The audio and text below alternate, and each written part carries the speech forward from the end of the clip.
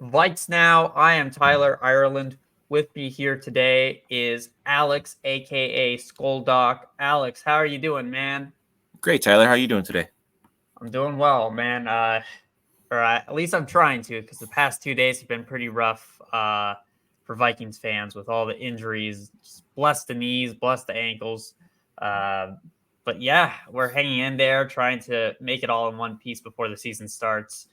Uh, Brought you on here today to sort of discuss, you know, these injuries and to give you your thoughts on them. So let's get right into it, Alex. First, I want to ask you about Jordan Addison and just sort of his injury. What are your thoughts on that, and what's sort of your prognosis here? Yes, I don't like to play the video diagnostic guy where I see a video and I try to guess what it is. But realistically, with the ankle, there's three different pathologies that we commonly see, and that's going to involve a high ankle sprain versus a low ankle sprain, or a fracture. And it's pretty clear that he's not fractured. They would have told us that by now right away. They took X-rays, which were I'm sure negative, which leaves the high ankle sprain versus the low ankle sprain. Now, when we talk about a low ankle sprain, there's two different ligaments that can be affected. It can be your lateral ankle ligaments, which is the most common ligaments affected, or it could be the medial ankle ligament, which is called the deltoid ligament. And based on the way that it looks like he tweaked, it looked like an eversion injury when your foot goes towards the inside versus the other way around. Like when you roll your ankle, that's an inversion injury. That's a lateral ankle ligament injury. I think what we're looking at is either a deltoid ligament sprain, which is the inside part of the ankle, versus a high ankle sprain. We don't know yet. People were concerned that he was on crutches in the cam boot, but I sent out a tweet today that this is standard practice when I have a patient come into my office and they have a fresh ankle sprain. First thing I do is I put them in an Una wrap, which is a compression wrap. I have them see me in a week. That's going to limit the swelling, get their pain under control. They're usually in a boot for that first week or two, depending on their pain. I tell them to use crutches until they can walk comfortably without pain. And that's exactly where Addison is right now. So they're going to let the swelling subside, and they're going to they're probably going to get an MRI just to double check and make sure, the severity of the sprain, and go from there. And their athletic trainer is going to push him based on, how fast that progresses. I know that as Vikings fans and hearing high ankle sprain, we have a little PTSD because of the defensive end from the Saints that we had last year. Can you help me out with his name? Yeah, Davenport. So to be honest with you, Davenport's a little bit slow on the healing spectrum. I was expecting him back, and he never made it back. So in terms of high ankle sprains, they typically do take a little bit longer than lower ankle sprains to heal, but not every ankle sprain is the same. We have to look at the severity of the sprain. There's grades 1 through 3, meaning grade 1, the ligament gets stretched a little bit, but not torn. Grade 2, the ligament is partially torn, and grade 3, the ligament is completely ruptured. Now, obviously, as the grade progresses, it's going to take longer to heal. Severe ankle sprains can actually take longer than some fractures to heal. That may be why Davenport took so long to come back versus, if it was an actual ankle fracture, he might have been able to come back a little bit sooner. So with all that said, we just don't have the answers to how severe the Addison injury is, but hoping, fingers crossed, that it's a minor ankle sprain. That's something he can come back to in as soon as 2 weeks. If the swelling and the pain is under control, put an ankle brace or tape his ankle, he's back on the field. That's fine.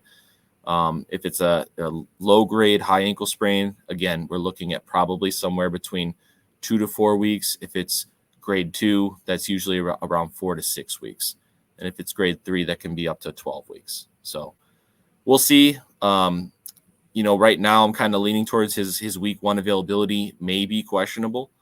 I think the first 3 weeks of the season are kind of questionable based on a high ankle sprain. And we have data that shows us that you can expect a little bit of a functionality hit for that first 3 weeks when they come back from a high ankle sprain. So even if he is completely back, he may only be 80% of himself. So it does, it's deflating. You hate to see it, but in terms of KOC's words and saying that he thinks he's going to be okay, I think he's talking about just from a season standpoint. He's going to play this season, but he may not be available for week 1. We'll just have to see. And I think that sort of begs a question with Jordan Addison. Like, if you could trot him out in like week 3 and he's 80% of the way, is it even worth it at that point to sort of, hey, here's a fairly aggressive timeline of, the soonest we can get you back, but it may take you a few games. Is it almost better for him to sit out longer just to really ensure that it fully heals and you're not potentially risking Addison aggravating that injury? That's a great question. So the answer is usually yes, they will get these guys out there as soon as they can, because with taping up the ankle, it's not something that you're likely to aggravate versus like a hamstring or a soft tissue injury like that. Basically, it's just getting through the pain and swelling of the initial injury and then getting your function back. So once they get on the field and they feel like they have that function, that ability to cut without pain, that's when they'll come back and play. Now, there'll still be some soreness that they're playing through, and that's why you have that functional hit. But I do think that even if he's 80%, they're going to get him back as soon as they can. Yeah, and switching over to McCarthy here. Obviously, we heard that they're going to do a full repair of that right meniscus, and he's going to be out for the season. I know there was a bit of a question of whether or not they're just going to get that trimmed or if they're going to do a full repair. Sounds like he'll be out for the year. With that being said, should Vikings fans have long-term concerns about McCarthy re-injuring that meniscus after a full recovery, assuming that, he just goes into the offseason, he attacks the rehab, and he's back in 2025? Would you be concerned about this being a lingering issue? I'm not concerned, and I'll go into a little bit about the research behind this. Now, full disclosure, I am foot and ankle doctor, but I did a lot of research on this last night when I knew I was going to be, well, first of all, when I was just interested in learning more about his injury, and then second of all, when I knew that I was going to be coming on your show here to talk about the injury. I did scrub a few cases in my residency when I was on ortho rotations regarding meniscectomies, repaired the meniscus. So I've seen these procedures. They're all scoped now. Small incisions. They take about, for meniscectomy, cutting out the meniscus, it takes about 15, 20 minutes. For repair, it takes about 30, 35 minutes typically. But anyways, the meniscus is a spongy piece of cartilage that's in the knee as a primary shock absorber, and it's very important. And the determination to go in there and cut out the flap or the part that's broken versus repairing it really depends on the size of the tear and where the location is of the tear. The meniscus has great blood supply on the outside part of the knee, but as you get towards the midline part of the knee, the blood supply greatly reduces, and they do not heal as well.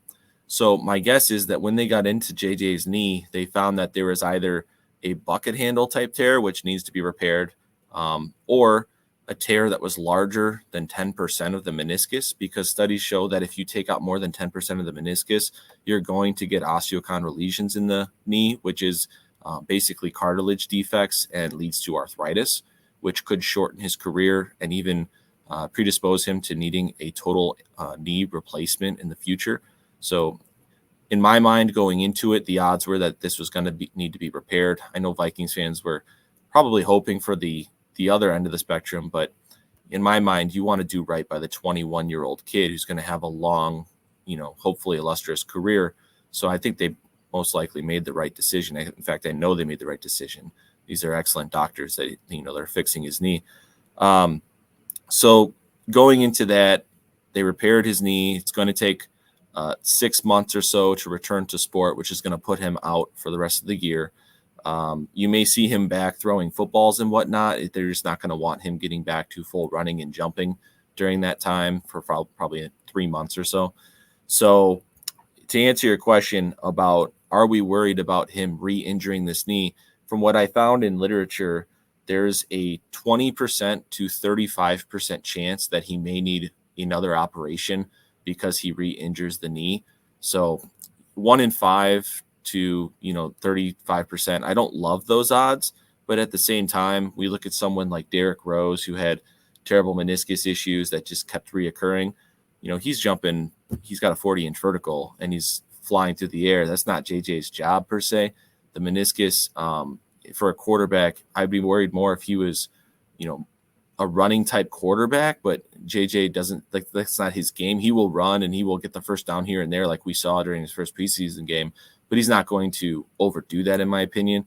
So, in terms of being worried about it, I'd say my concern is about a 3 out of 10, because that's what it tells us, that it's a 30% chance of recurrence. But if it does recur, it's more likely that they will just cut out the part that's torn. So he's looking at that 4-week recovery versus, being out the entire year. So, I mean, that's kind of what we're looking at. So, and in terms of his ability after the surgery, he's going to be able to do, everything that he's doing now. He's not going to take a hit functionally. So there's no concerns on that level. Yeah, for me personally, Teddy Bridgewater's freak injury back in 2016 really still haunts me to this day. Just the idea of a really promising young quarterback having their career basically go sideways because of, injuries is just it's just absolute worst case scenario. And I almost like internalized it where it was like, okay, is this going to happen with JJ McCarthy where, he's just going to get injured a lot because of this one injury. It's just going to spiral out of control. So it's really good to hear that, like, chances are that he'll recover fully and come back for 2025. Yeah, absolutely. It's just completely different injuries. Teddy tore every major ligament in his knee and had the knee dislocate. So that is major reconstructive surgery, to where you're reconstructing the ACL, the PCL, the MCL, the LCL, and holding it together with sticks and glue, essentially. So it's amazing how far Teddy's come, and that he's been able to have a career mostly as a backup, but he's come in and he's won games in the NFL, and I commend the hell out of him for that. That's amazing. JJ McCarthy's injury is nothing like that. It's the only reason that you have to be out for the season is because the blood supply to the meniscus is so poor. It takes so long to heal that you have to stay off of it. So it's not a severity reason that he's out for so long. It's a healing thing. So just want to put everyone's mind at ease there. This is not a significant injury. It just takes a long time to heal, and that's why he's going to be out. It's unfortunate. We wanted to see the kid. I really feel for all the fans out there, more so than I feel for JJ. JJ is going to be fine. If anything, it cost him half a season probably. I think Sam was probably going to play up to the bye anyways. But at the end of the day, JJ is going to come back ready to go next year when the team's ready to pop anyways. It's just for the fans. It's like we finally got that guy to be excited about. He showed out in the preseason game. He exceeded all of our expectations. He threw the pick early on, and then he just went balls to the wall and played out of his mind and threw 2 picks. And I don't care if it was against the second or third teamers of the Raiders. He's playing with second and third teamers. You put him out there with the starters, he's going to look good. So our optimism is going to have to hold on a little bit. And then right now we roll on with Sam. Yeah. And, we brought Sam Darnold in for a reason. I feel like Kevin O'Connell has a good amount of faith in Sam Darnold that he can be a serviceable, maybe not Kirk Cousins or even Baker Mayfield, but like a Sam Bradford. Sam Bradford had a game where he threw for over 400 yards against the Saints. So it's, I think people forget, because we were blessed with Kirk for a few years where it was like the Vikings have had their string of below average backup tier quarterbacks, and they've had success with those kinds of guys, your Bradfords, your Keenums and whatnot. So, who's to say that the Vikings can't win 8 or 9 games with Sam Darnold if the defense and running game is up to snuff? So, and for McCarthy too, it's just, this could actually be not the injury itself, but, the circumstances that it provides could be a blessing in disguise, because now he gets to spend, a year away from the limelight and just focus on learning the playbook, rather than, having the pressure of like, okay, am I going to start, halfway through the season? Am I going to get thrown into the fire? I don't think he'd be fazed by that pressure, but it's nice to not have to deal with it. It's nice to not have that, in the back of your mind. And I know Vikings fans don't like the Packers, and this is such an odd segue, but if there's one thing they do right, it's quarterback development. The fact that they had Jordan Love sit behind Aaron Rodgers for a couple of years, and now he's playing out of his mind, maybe we can replicate that to a certain extent with JJ McCarthy, where, okay, you're going to have an entire year to just learn the playbook. Because, I mean, even Adam Thielen said, this is the hardest offensive playbook I've ever had to learn under Kevin O'Connell. And Adam Thielen was a veteran. So, just taking a year off is not a bad thing for a quarterback as young as McCarthy is. Yeah, I completely agree. I think he's going to be just fine. I think that fans are upset, and there's that Venn diagram all the time that Ted Glover on Twitter will share, and it says, people who have nice things, and then there's the Vikings over here. So that's us, and that's our life. But let's have fun this year, and anything we get out of the season is gravy, and we'll support the Vikings no matter what.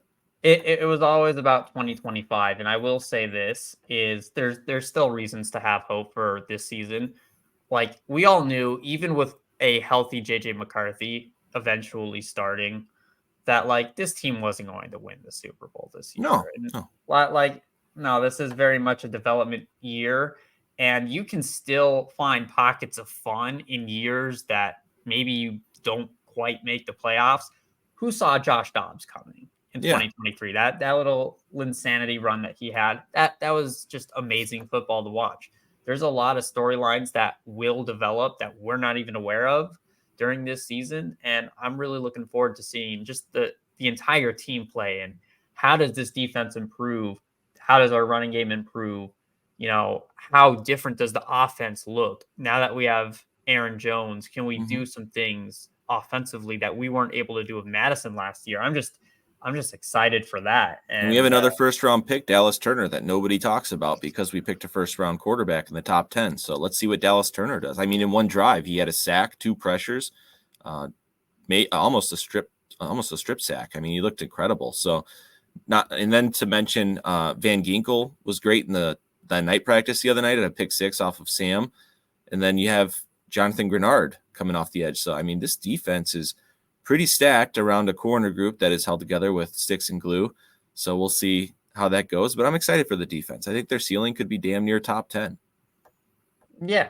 And I'll pivot back to Sam Darnold here. How confident are you in him as the starting quarterback? I know I sort of mentioned my thoughts on him, but interested to hear your take on this. Yeah, I think I mirror your thoughts. I mean, I believe in the upside of Sam Darnold, to whereas I feel like no other fan base outside of the Minnesota Vikings believes that he's worth anything, right? But with the context of Sam Darnold, when you look at his coach, Adam Gase, as a Jet, he had no weapons. His best receiver in New York was Jamison Crowder. Goes to Carolina. His coach is Matt Rule, one of the worst coaches in NFL history. He has DJ Moore there. He hyper targets DJ Moore. I think he wins like half of his games that he starts in Carolina, which is an incredible feat because that team's garbage. Then he goes to San Francisco. Obviously, San Francisco saw something in him to give him a shot as a backup. He beats out Trey Lance, who was also garbage, to earn the backup spot. He plays one game, I think, for San Francisco, played fine. And now he's here, and he's in the best situation that he's ever been in, barring Addison's health, barring JJ's health, barring getting TJ Hawkinson back, having Aaron Jones and a solid tackle group in front of him and a decent starting center, but we don't know about the guards. All reports today was that they had a really rough practice against the Browns defense, probably the number 1 unit in the NFL. But, most reports in the camp, the beat writers throughout the training camp so far is that Sam looks pretty damn good. And at first it was kind of slow to get that timing down with Jefferson, but they've really caught on. And I have faith in him. I think that the ceiling is probably capped with a quarterback like Sam. He's going to make mistakes. He's going to throw some interceptions, but also I feel like you're going to steal a couple games with him that you didn't expect to steal either. So, I still believe this is probably a 500 football team with Sam Darnold, and we go from there. It's going to be a tall task to make the playoffs. I'm not sure if Sam has that in him, but I absolutely look at Sam Darnold and I think, why can't he have a Geno Smith season or a Baker Mayfield season with these weapons around him and with KOC as his coach? Yeah, I mean, there's no reason not to. I think that's the ceiling of this team is like, a Geno Smith Seahawks team that goes 1-done into playoffs, or the Tampa Bay Buccaneers last year with Baker Mayfield. The floor might be pretty low. pretty low. Yeah, it's pretty low, right? Like it might be 4 wins, 5 wins. If it's going to go bad, it could go real bad. I mean, we're one injury away from Nick Mullins again, right? So, yeah. But again, that's not the end of the world either. I mean, to have a really high pick in the draft, a ton of cap space, JJ McCarthy coming back healthy next year. This team's going to be ready to roll in 2025. So I'm going to try to enjoy this year. I'm hoping for the best. I'm hoping they play competitive games in December. But if it's a down year, guess what? It happens, man. Like, we're going to support the team. We're going to move on. And I'm excited for 2025 at that standpoint. But right now I'm just rooting for Sam, and I'm hoping we see some good football. And that is the perfect way to end this, Alex. Thank you so much for hopping on with me to talk Vikings football. It's been a chaotic past couple of days, but yeah, Skol Vikes. Skol Vikes, man. Thanks for having me.